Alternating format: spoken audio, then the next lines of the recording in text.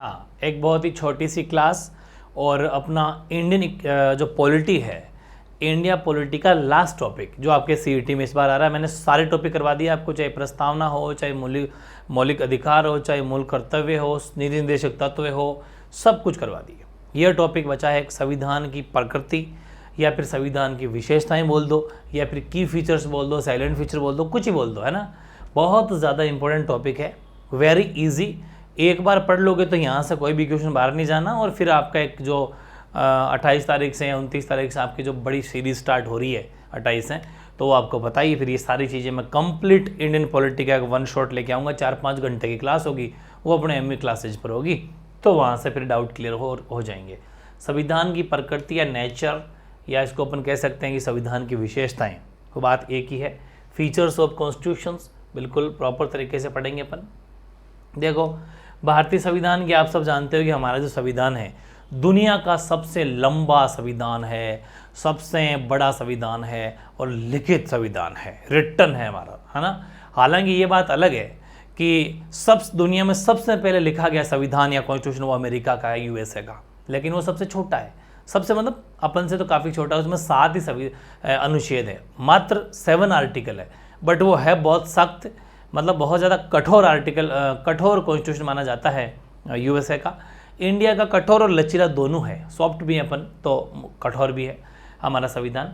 और हालांकि कहने को ये कहेंगे अपन कि विश्व का सबसे लंबा और लिखित संविधान है भारत का संविधान है। एक्चुअल में जब भारत का संविधान लिखा गया था संविधान सभा के द्वारा, कॉन्स्टिट्यूएंट असेंबली के द्वारा, वो आप सबको पता ही है। संविधान सभा के द्वारा हमारा संविधान बनके तैयार हुआ, जिसमें लगभग जो टाइम पीरियड लग गया वो आपको पता है 2 साल 11 महीने 18 दिन का समय लगभग लग गया उसके अंदर, ठीक है। हालांकि मैंने चीज़ मेंशन कर दी है, तो इतना टाइम जो हमारे को लगभग 2 साल के करीब जो समय लगा हमारे संविधान बन के तैयार होने में, ठीक है। तो इसका मतलब यही है कि बहुत ही शानदार संविधान होगा, ठीक है, जिसमें 2 साल 11 महीने 18 दिन लग गया। तो इसको बनने में जो है इस मेहनत बहुत ज़्यादा की हमारे संविधान निर्माताओं के द्वारा। तो खैर वो बात तो ईजी सी है ही है। लेकिन जब संविधान बना था तो हमारे संविधान में मूल जो अनुच्छेद है वो 395 है। हालांकि उसके बाद में सब पार्ट जुड़ते गए, जैसे 390 1 30 जो अपन कहते हैं संविधान संशोधन के तहत, वो फिर आर्टिकल आगे से आगे जोड़ते चले जाते हैं, तो उनकी संख्या तो फिर 700-800 के करीब हो जाती है, वो चीज़ अलग है। हमें ये समझना है कि हमारे जो संविधान है, आपसे जो प्रश्न आएगा उनमें कुल अनुच्छेद 395 है, 22 भाग हैं और 12 अनुसूचियाँ हैं। ये अभी 8% है, लेकिन जब हमारा मूल संविधान बना था उस टाइम पर जो है अनुच्छेद तो 395 ही है, भाग है जो है वो भाग भी 22 है, भाग भी 22 ही थे, लेकिन जो अनुसूचियाँ हैं वो 8 है, ठीक है ना। वो अनुसूचियाँ कितनी थी, तो अनुसूचियाँ तो है शेड्यूल जो बोलते हैं वो 8 थी, बस ये थोड़ा सा फ़र्क है। बाकी 9वीं 10वीं 11वीं 12वीं अनुसूचियाँ जोड़ी गई, वो सारी कहानी मैंने आपको कभी जब अनुसूचियाँ पढ़ेंगे, हालांकि अभी अनुसूचियाँ कोर्स में नहीं है, तब वो बता देंगे। फिर छोटी मोटी बातें हैं कि जो नोट जो लिखे हैं मैंने, ये नोट बहुत ज़्यादा इंपॉर्टेंट होते हैं। यहाँ से प्रश्न सीधा सीधा आता है कि सर आइवर जेनिंग ने भारतीय संविधान को विश्व का सबसे बड़ा विस्तृत संविधान कहा है। हालांकि हमें पता है कि हमारा संविधान सबसे बड़ा विस्तृत संविधान है, लेकिन प्रश्न आएगा कि ये बात किसने कही, तो ये बात कही सर आइवर जेनिंग्स ने, ठीक है। सर आइवर जेनिंग्स ने हमारे संविधान को विश्व का सबसे बड़ा विस्तृत संविधान कहा है। हालांकि संयुक्त राज्य अमेरिका का संविधान विश्व का सबसे प्रथम लिखित संविधान है, मतलब अगर सबसे पहले लिखा गया तो फिर अमेरिका का लिखा गया था, लेकिन भारत का सबसे बड़ा है, ये सर आइवर जेनिंग्स ने कहा। दूसरी हमारे संविधान की विशेषता है वो है कि संसदीय शासन प्रणाली है हमारे यहाँ पर, ठीक है, जिसमें वैसे संसदीय शासन प्रणाली 2 तरह की होती है, ठीक है। पार्लियामेंट्री जो गवर्नेंस सिस्टम होता है, एक तो होती है अध्यक्षात्मक शासन प्रणाली और एक होती है संसदीय शासन प्रणाली। हमारे ये है, मतलब हमारे संसदीय शासन प्रणाली है। शासन प्रणाली 2 तरह की होती है एक्चुअली, एक तो अध्यक्षात्मक शासन प्रणाली, एक संसदीय शासन प्रणाली, ठीक है ना। तो हमारे देश के अंदर संसदीय है। संसदीय शासन प्रणाली का मतलब है हमारे देश के अंदर राष्ट्रपति जो हैं वो क्या होता है, वो नाम मात्र का प्रधान होता है। और इंग्लैंड के समान भारत में यह प्रणाली संसदीय शासन प्रणाली है। हमारे यहाँ पार्लियामेंट है, 2 सदन है, लोकसभा और राज्यसभा, ठीक है। सरकार के 3 स्तर है, 2 या 2 से अधिक स्तर होते हैं, जैसे कि हमारी सेंट्रल गवर्नमेंट जो केंद्र सरकार है वो सबकी सरकार है। कोई भी देश के कोई भी किसी भी तरह का राष्ट्रीय मुद्दा हो तो उसकी बात मानी जाएगी। उसके बाद में स्टेट गवर्नमेंट राज्य सरकार हो जाती है, और फिर नीचे लोकल गवर्नमेंट स्थानीय सरकार, जिसमें ग्राम पंचायतें वगैरह हैं जो अपन को पता ही है। तो ये चीज़ है। लेकिन देशात्मक शासन प्रणाली में क्या होता है कि इसमें राष्ट्रपति जो है वो कार्यपालिका का वास्तविक प्रधान होता है, जबकि हमारे नाम मात्र का होता है राष्ट्रपति, ठीक है। और तथा निर्वाचन सीधा जनता करती है, राष्ट्रपति को डायरेक्ट जनता चुनती है, हमारे राष्ट्रपति महोदय को जनता नहीं चुनती है। इनडायरेक्ट इलेक्शन होता है, जनता का तो वोट पड़ता है, लेकिन कौन देते हैं, जो हम एमएलए एमपी को भेजते हैं वो राष्ट्रपति को चुनाव मतलब में भाग लेते हैं, हम नहीं लेते, डायरेक्ट जनता भाग नहीं लेती, इनडायरेक्ट लेती है अप्रत्यक्ष रूप से। जबकि आपको पता है अमेरिका के अंदर प्रेसिडेंट राष्ट्रपति सब कुछ होता है, उसकी डायरेक्ट चुनाव होते हैं, है ना, जैसे बाइडन था। तो ये सारी चीज़ें वहीं पर डायरेक्ट इलेक्शन होते हैं। तो ये चीज़ें आपको समझनी है। देशात्मक प्रणाली हमारे यहाँ नहीं है, हमारे संसदीय शासन प्रणाली है, ये भी हमारी विशेषता है। तीसरी है कि एकीकृत एवं स्वतंत्र न्यायपालिका, जुडिशरी जो है, जुडिशरी हमारी एकीकृत है और इंडिपेंडेंट है। न्यायपालिका हमारी स्वतंत्र है, उस पर किसी तरह का प्रेशर नहीं है। अगर कोई भी गुनाह करेगा, गलत काम करेगा, उसको जेल डालेगी, चाहे मंत्री क्यों ना हो, चाहे मुख्यमंत्री क्यों ना हो। तो संघात्मक संविधान में संघ और राज्यों के मध्य कोई भी विवाद हो गया, संघ का मतलब है भाई हमारे यहाँ पर संघात्मक शासन व्यवस्था है, सरकार के स्तर है, राज्य सरकार है, केंद्र सरकार है। संघ का मतलब केंद्र सरकार, राज्य, इनके बीच में कोई विवाद डिस्प्यूट हो गया तो उसका सोल्यूशन या समाधान कौन करेगा, तो वो संविधान के निर्वचन का दायित्व न्यायपालिका का होता है। उसका मतलब सोल्यूशन का जो है हल करने की, समस्या समाधान करेगी तो कौन करेगी, वो न्यायपालिका करेगी। इंडिपेंडेंट है वो, जो गलती करेगा उसको वो सजा देगी। चौथी बात है, भारतीय संविधान में संशोधन संसद द्वारा साधारण बहुमत, ठीक है, जो एक बटे चार होता है, विशेष बहुमत 1/3 या विशेष बहुमत और आधे राज्यों के अनुसमर्थन द्वारा। हमारे संविधान में अगर कोई भी संविधान संशोधन करना हो, कॉन्स्टिट्यूशनल अमेंडमेंट अगर करना हो, तो हम क्या करेंगे, एक विशेष बहुमत के साथ में लोकसभा राज्यसभा के अंदर उसको बिल को रखा जाएगा, वो बिल पास होगा, दोनों सदनों में पास होने के बाद में आधे से ज़्यादा राज्यों का समर्थन उसको हो, जैसे कि 28 स्टेट है तो 15 स्टेट अगर हाँ करे तब वो हमारे पूरे देश में लागू होता है, वरना लागू नहीं होता है।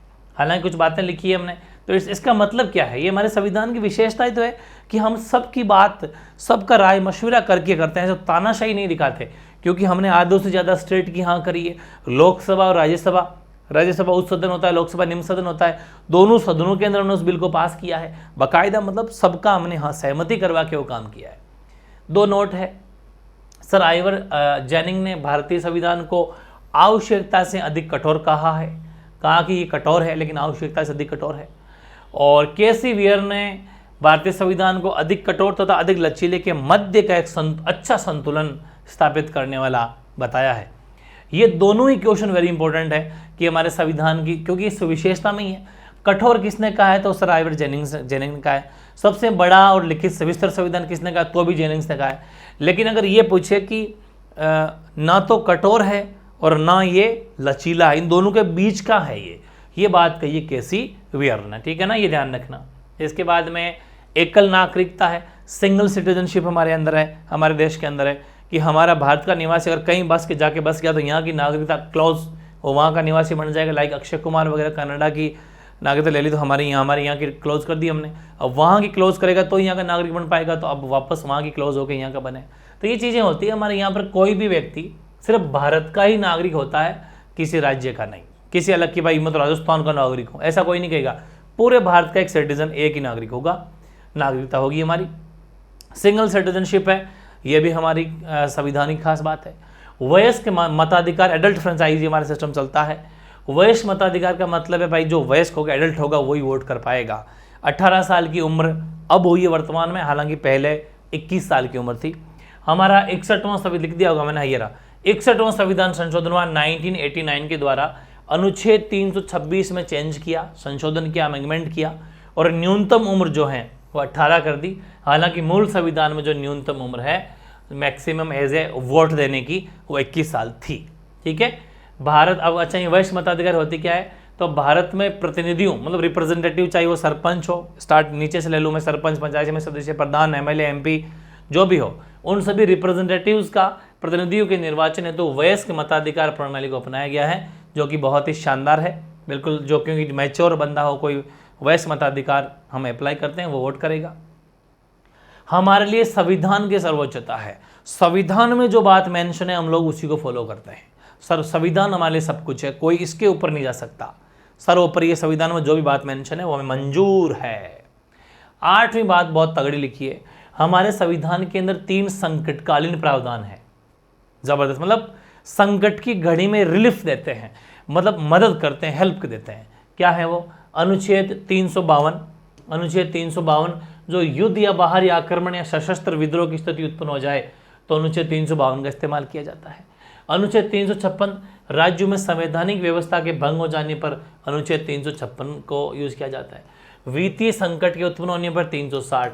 तो तीनों जो आर्टिकल है संकटकालीन प्रावधान है जो संविधान में लचीलापन प्रदान करते हैं, संविधान में लचीलापन प्रदान करते हैं। तीनों की तीनों ये वेरी इंपॉर्टेंट है बात है, क्योंकि ये चीज़ का होना कि संकट की घड़ी में हमारा संविधान कितना सॉफ्ट हो जाता है, जनता के लिए तैयार हो जाता है, तो मतलब लचीलापन है। ठीक है।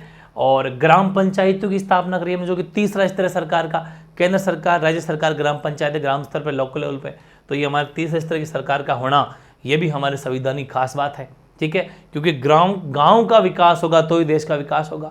ये बात नहीं है जैसे कि अपन एक बात करें कि एमएलए साहब बन गए, हर एमएलए हर गांव में नहीं जा सकता, वहाँ का सरपंच वहाँ डेवलपमेंट करेगा, वहाँ की समस्याएं लेके एमएलए के पास जाएगा, तब ज़्यादा बढ़िया है। और कठोर और लचीला तो है ही है, ये बात तो अपन कह ही सकते हैं, हमारा संविधान दोनों का मिक्सअप है। बाकी हमारा स्टेट धर्मनिरपेक्ष कंट्री है, ठीक है ना, हमारे यहाँ पर कोई भी स्पेशल रिलीजन नहीं है कि हमारे देश का रिलीजन, नो, सभी रिलीजन जो हैं, सभी धर्म हमारे देश के अंदर सबकी रिस्पेक्ट की जाती है, और सभी धर्म मतलब सभी धर्म अपने आप में सर्वोपरि है, सब बेस्ट है, सभी की रिस्पेक्ट यहाँ पर की जाती है। भारत में किसी धर्म को भारत के धर्म के तौर पे मान्यता बिल्कुल नहीं है, ध्यान रखना, ठीक है ना। यानी कि भारत में किसी धर्म को भारत के धर्म के तौर पे मान्यता बिल्कुल नहीं है। नोट लिखा है मैंने एक। अब धर्मनिरपेक्ष जो वर्ड है, ये जो धर्मनिरपेक्ष वर्ड है ये कब जोड़ा गया, हालांकि मैंने आपको ये प्रस्तावना प्रियम्बल के फर्स्ट वीडियो में इसी प्लेलिस्ट में मिल जाएगा, बता दिया था। 42वां संविधान संशोधन 1976 के द्वारा धर्मनिरपेक्ष शब्द जोड़ा गया। हमारे यहाँ पर सहकारी समितियां हैं, है कि नहीं है बताओ। 97वें संविधान संशोधन 2011 द्वारा संविधान में एक नया भाग जोड़ा गया, भाग 9B, जिसमें मेंशन किया सहकारी समितियां, अनुच्छेद 243Z से अनुच्छेद 243ZT तक जो हैं पूरी सहकारी समितियां उसके अंदर जोड़ी गई है। आपको पता है ग्रामीण लेवल के ऊपर सहकारी समितियां कितने काम आती है, वो वहाँ के किसानों को लोन प्रोवाइड कराती है, बहुत सारी मदद है वहाँ पर, खाद बीज सब सहकारी समितियों, मतलब बहुत हेल्प रिलीफ है, ये भी हमारे संविधान की है। बाकी हमारे संविधान में मौलिक अधिकार है, फंडामेंटल राइट है, ये बहुत बड़ी उपलब्धि है जो संविधान का भाग 3 में है, ठीक है ना। 6 मौलिक अधिकार हमारे हैं, संपत्ति का अधिकार आपको पता हटा दिया था, तो मतलब उसको वैधानिक बना दिया, तो मौलिक अधिकार का होना भी हमारे संविधान की विशेषता है। राज्य के नीति निर्देश, direct principle of state policy, ठीक है ना, ये हमारे राज्य के नीति निर्देश तो अपने पढ़े थे, वो भी हमारे संविधान की विशेषता है। और फंडामेंटल ड्यूटीज़, मौलिक कर्तव्य हमारे संविधान की विशेषता है। तो 15 ऐसी टॉप ऑप्शन में सीधी सीधा प्रश्न आएगा, निम्न में से कौन सी भारतीय संविधान की विशेषता नहीं है, तो वो इनके अलावा कोई होगा तो नहीं है, बाकी सब है। ये सब बातें आती है जो ध्यान से समझना। बाकी मैं 2-3 फैक्ट लिखे हैं, ये भी वेरी इंपॉर्टेंट हो जाते हैं कि भारत का संविधान जो है 26 नवंबर 1949 को तैयार हुआ और 26 जनवरी 1950 को जो गणतंत्र दिवस मनाते हैं, ठीक है, उसको लागू हुआ। संविधान बनने में 2 साल 11 महीने 18 दिन का एग्जैक्ट टाइम लगा, लगभग 3 साल द्वारा बनकर ये तैयार हुआ। किसके द्वारा? संविधान सभा, कॉन्स्टिट्यूएंट असेंबली, ठीक है ना, ये ध्यान रखना। वेरी इजी बेसिक थॉट से यहाँ से प्रश्न सीधे सीधे आते हैं। अब क्या है कि संविधान, हालांकि हमारा संविधान बहुत ज़्यादा अच्छा है, चाहे कोई कितनी बुराई कर ले, लेकिन हाँ आलोचक सब जगह पाए जाते हैं और अच्छे लोगों के साथ में तो कुछ ज़्यादा होता है, ये तो कहते ही हैं, ठीक है ना। तो भारतीय संविधान की कुछ आलोचनाएं भी प्रश्न में बहुत बार पूछी जाती है, बहुत बार पूछी गई है। तो भारतीय संविधान को खूब सारे राजनीतिज्ञों ने, इतिहासकारों ने, या फिर ऐसा मान लो कि वेताओं ने उधार का संविधान, उधार का झोला, उधार की बोरी, है ना, या फिर हौच पौच वाला बताया कि बड़ा हौच पौच है, यहाँ का ले लिया, यहाँ का ले लिया, यहाँ का ले लिया, एकदम भर दिया इसको ठूस के।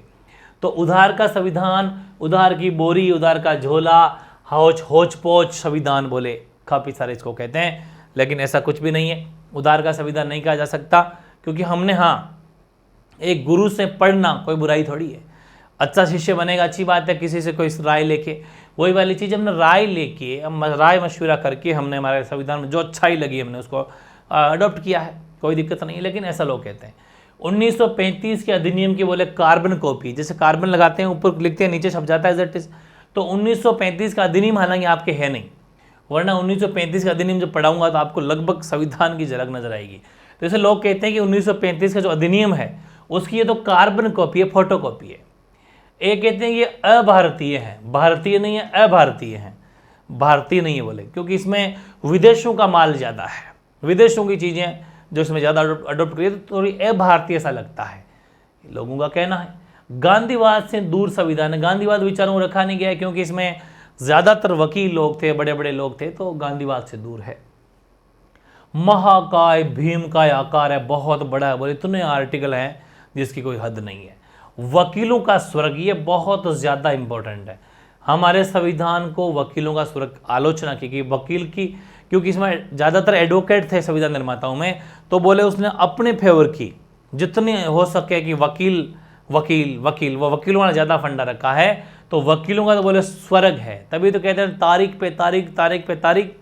और ये बात वकीलों वाले मामले तो भाई सच है कि अगर थोड़े से भी वकील से फंस गए आप तो मामला इतना लंबा खींचे, क्योंकि जितना लंबा खींचा जाएगा उतनी तो फीस आएगी महीने की। तो वकीलों का मामला थोड़ा टेढ़ा है भाई, बहुत टेढ़ा मामला है हमारे सभी देश के अंदर। ये जो मतलब जुडिशरी में जो वकीलों का मामला है ये बहुत स्लो है, very slow, very very slow, मतलब ऐसा इम्पॉसिबल सा काम है जो है, ऐसा लगता है ये, ठीक है। और इसीलिए अब एक प्रश्न ही आएगा, अभी मैंने बात को कंटिन्यू करना छोड़ दिया मैंने, कि वकीलों का स्वर्ग जो है वो कहा किसने, तो सर आइवर जेनिंग्स, मतलब जेनिंग्स है। इसने कहा कि ये संविधान थोड़ा कठोर है, कुछ ज़्यादा ही कठोर है। इसने कहा कि हमारा संविधान जो है विस्तृत है, बड़ा है। इसने कहा कि ये तो वकीलों का स्वर्ग है, ठीक है ना।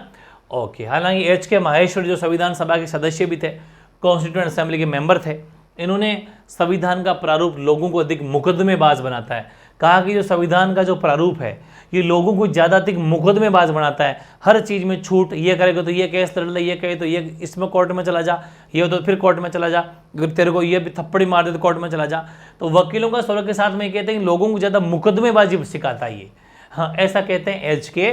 माहेश्वरी, जो हमारे भारतीय संविधान सभा के सदस्य ही थे, मेंबर थे, ठीक है। बाकी एक छोटी सी बात बताता हूँ मैं आपको, भारतीय संविधान को लिखा किसने, पूरा हैंड रिटन लिखा हुआ है, ठीक है, क्योंकि ये प्रेम बिहारी नारायण रायजादा, ठीक है ना, ये इनका प्रोफेशन था लिखना, ये कैलीग्राफी करते थे, बहुत ही शानदार लिखावट इनकी थी, कैलीग्राफी की थी, तो इटैलिक की तरह तिरछे तिरछे एकदम शानदार तरीके से।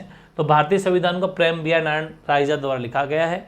और संविधान में हमारे देश का उल्लेख जो है वो हमारे देश का नाम किस नाम से है, इंडिया, यानी कि भारत के नाम से हमारा संविधान जो है, संविधान हमारे देश का नाम है, ठीक है। तो ये खास बातें हो गई, बाकी मैंने और भी लिखी है थोड़ी, ये बेसिक सी बातें हैं, ज़रूरी है कि भारतीय संविधान में शक्ति विभाजन के लिए 3 सूचियाँ बनी हुई है, संघ सूची, राज्य सूची, समवर्ती सूची। संघ सूची में रक्षा, विदेश और मुद्रा के विषय आते हैं। राज्य सूची में पुलिस, आपको पता है कि हमारे देश में 3 सूची हैं, तो राज्य सूची का मतलब जैसे राजस्थान सरकार होगी, तो राजस्थान की जो पुलिस होगी वो यहीं की सरकार पे करेगी, उसको पैसा टका सब, वो राजस्थान चाहे जितनी पुलिस भर्ती कर सकती है, उसमें सेंट्रल गवर्नमेंट का कोई फंडा नहीं है। राजस्थान के जो है पुलिस हो गया, स्थानीय शासन जो भी है, यहाँ पर जैसे कुछ भी करना चाहिए, हॉस्पिटल खोलना चाहिए खोल लो, कोई मना नहीं करेगा, आप ही का पैसा लगेगा, हॉस्पिटल खोलो, स्कूल ने खोलो, कॉलेजेस खोलो, जो आपकी जो स्टेट गवर्नमेंट का पैसा लगेगा। और न्याय, कृषि, सिंचाई के विषय, ये सब राज्य सूची में आते हैं। संघ सूची में रक्षा का मतलब है डिफेंस, विदेश, फॉरेन अफेयर्स, कोई भी किसी कंट्री से, और मनी, मुद्रा। तभी तो मोदी जी ने कह दिया था आज से 500 1000 के नोट, से 1000 और 2000 के नोट बंद, ऐसा 500 और 1000 पुराने वाले 500 1000 के नोट बंद, 2000 के नोट चालू, तो कुछ भी कह सकते हैं, क्योंकि मुद्रा का जो मनी का जो है, करेंसी का जो है वो संघ सूची में आता है। और समवर्ती सूची में क्या आता है, पहली बात तो इसमें वो विवाद आते हैं जो इन दोनों के बीच में कोई विवाद हो तो सुलझाना कौन करेगा, समवर्ती सूची करेगी। और शिक्षा, विवाह, जनसंख्या नियोजन, परिवार नियोजन, सामाजिक एवं आर्थिक नियोजन, ये सब विषय समवर्ती सूची में आते हैं। इसके अलावा जो भी कोई विषय बच गया हो, वो विषय, उस विषय पर कानून बनाने का अधिकार अगर किसी को है, कानून बनाने का अधिकार किसी को है, तो वो है केंद्र सरकार को। ठीक है ना। मतलब इनके अलावा कोई भी अगर इशू बच गया हो तो उस पर कानून बनाने का अधिकार केंद्र सरकार को है, यानी कि उस पर कानून या एक्ट बनाने का अधिकार या वो सेंट्रल गवर्नमेंट को है। ये बात आपको समझ में आ गई होगी, बिल्कुल बेसिक चीज़ें थी। अब मैंने 2-4 बातें आपके लिए रखी है क्योंकि वो भी इसी विशेषता या प्रकृति में आती है कि लोग कहते हैं कि हमारा संविधान है जो हमने कहीं से कुछ लिया कहीं से कुछ लिया, तो हमने किसने क्या लिया वो भी वेरी इंपॉर्टेंट है। देखो कि भारतीय संविधान का स्रोत है, हमने ब्रिटिश संविधान से, मतलब इंग्लैंड बोल दो ब्रिटेन बोल दो एक ही बात है, वहाँ से हमने संसदीय शासन पद्धति जो भी पढ़ी थी अपने वो वहीं से ली हमने। लोकसभा के प्रति मंत्रिमंडल का सामूहिक उत्तरदायित्व रहेगा, ये भी हम लिया। मैं एक टिक लगा रहा हूँ वो याद कर लेना, ठीक है, 1 मिनट समझना आप। संसदीय शासन पद्धति ये याद कर लेना। इसके अलावा विधि का शासन, एकल नागरिकता, ठीक है, और जो परमाधिकार की जो रिट लगाई थी हाई कोर्ट में अपन पढ़ते हैं वो। विधि का शासन तो रिपीट हो गया, तो खैर ये तो बात रिपीट लिख दी, इसको तो हटा देना, ये तो रिपीट हो गई, ठीक है।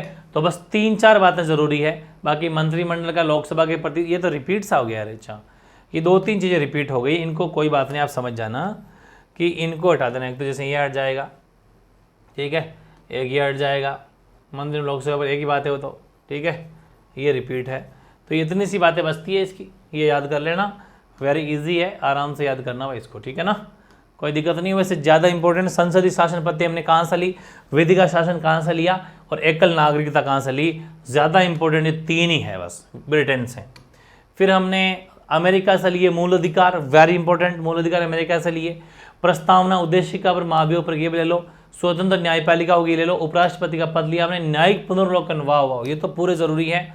सर्वोच्च न्यायालय का सुप्रीम कोर्ट का गठन और शक्तियाँ लिया, संविधान सर्वोच्चता होगा, वित्तीय आपात जो अपने अभी पढ़ा थे 3, ये सारी बातें इंपॉर्टेंट है, ये सारा पेज इंपॉर्टेंट है, इसको आप नहीं छोड़ सकते, ठीक है।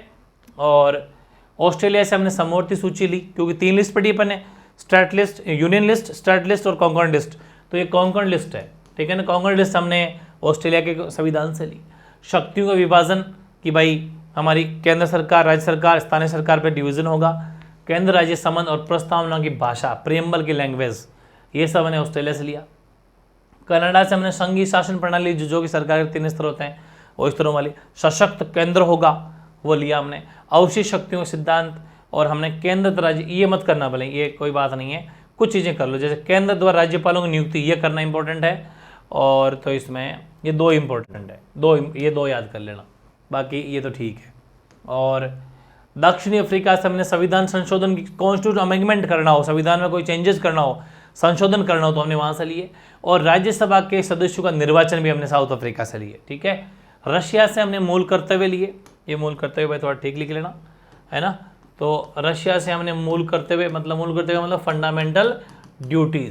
फंडामेंटल ड्यूटीज़ हमने ली। पंचवर्षीय योजना 5 ईयर प्लान जो पहले कांग्रेस गवर्नमेंट चलाती थी। प्रस्तावना में सामाजिक शब्द हमने यहीं से लिया है, सोशल वर्ड प्रियम्बल में। और आर्थिक एवं राजनीतिक न्याय का आदर्श जो है प्रियम्बल में, वो भी हमने यहीं से। इकोनॉमिकल एंड पॉलिटिकल जस्टिस, ये भी हमने रशिया से लिया। और अभी जो बात कह रहे थे कि भारत का शासन अधिनियम का ये तो कार्बन कॉपी है, तो भारत के शासन अधिनियम 1935 हमने क्या लिया, राज्यपाल का कार्यालय का, न्यायपालिका का ढांचा, लोकप्रिय आयोग, आपातकाल उपबंध, संघीय व्यवस्था, शक्तियों की 3 सूचियाँ, ये सब हमने वहीं से उठाई है सीधी। भारत शासन अधिनियम 1935। आयरलैंड से वेरी इंपॉर्टेंट नीति निर्देशक तत्व है, DPSP directive principle of state policy. राष्ट्रपति का निर्वाचन मंडल होगा, आपको पता है राष्ट्रपति का चुनाव कैसे होता है, निर्वाचन मंडल के द्वारा किया जाता है। और राज्यसभा मनोनीत सदस्य आयरलैंड से लिए। फ्रांस से लिए हमने गणतंत्रात्मक शासन प्रणाली होगी, स्वतंत्र समता बंधुता शासन प्रणाली। खैर ये तो मेरे हिसाब से ऐसे गलत टाइप होगा, ये चीज़ यहाँ लिखनी है, यहाँ गणतात्मक, ये सेंटेंस सही कर लेना, ये सेंटेंस अब पूरा होगा कि इसको यहाँ से उठा के यहाँ रख देना, गणतंत्रात्मक शासन प्रणाली। जर्मनी से हमने आपातकालीन उपबंध लिए, जितने भी इमरजेंसी वाले प्रोविजन हमने जर्मनी से लिए। और कानून द्वारा स्थापित शब्दावली जो भी हैं वो हमने जापान के संविधान से ली। तो ये था भाई सेशन, बहुत ही शानदार। कैसा लगा ज़रूर कमेंट करना। छोटा सा सेशन है, कोई भी क्वेश्चन यहाँ से बाहर नहीं जाएगा, ये बातें बतानी बहुत ज़रूरी थी। बाकी आपके जो हैं वन शॉट मान लो, चाहे मैराथन मान लो, बड़ी क्लास होने वाली है, मैं आपको पहले ही इन्फॉर्म कर चुका, 4-5-6 घंटे कितने की भी होगी, 300 400 500 कितने भी क्वेश्चन बनते हो। इंडियन पॉलिटी के सभी टॉपिक मैंने कंप्लीट करवा दिए हैं आज। अब मैं आपकी बड़ी क्लास लूँगा इंडियन पॉलिटी की, जिसमें बहुत टॉप लेवल के प्रश्न होंगे, और ये होगी आपके MV क्लासेस पर, ठीक है, इस चैनल के ऊपर होने वाली है, बहुत ही शानदार, ठीक है ना। तो किसी भी तरह का फिर भी कोई डाउट हो, कोई भी क्वेरी हो तो आप कमेंट कर देना, आपको सोल्यूशन नेक्स्ट पार्ट में मिल जाएगा, या फिर काफ़ी चीज़ें तो मैं आपको कमेंट के जरिए भी बता देता हूँ, ठीक है ना। तो ये थी क्लास, कैसी लगी ज़रूर कमेंट करना, ठीक है ना। ओके।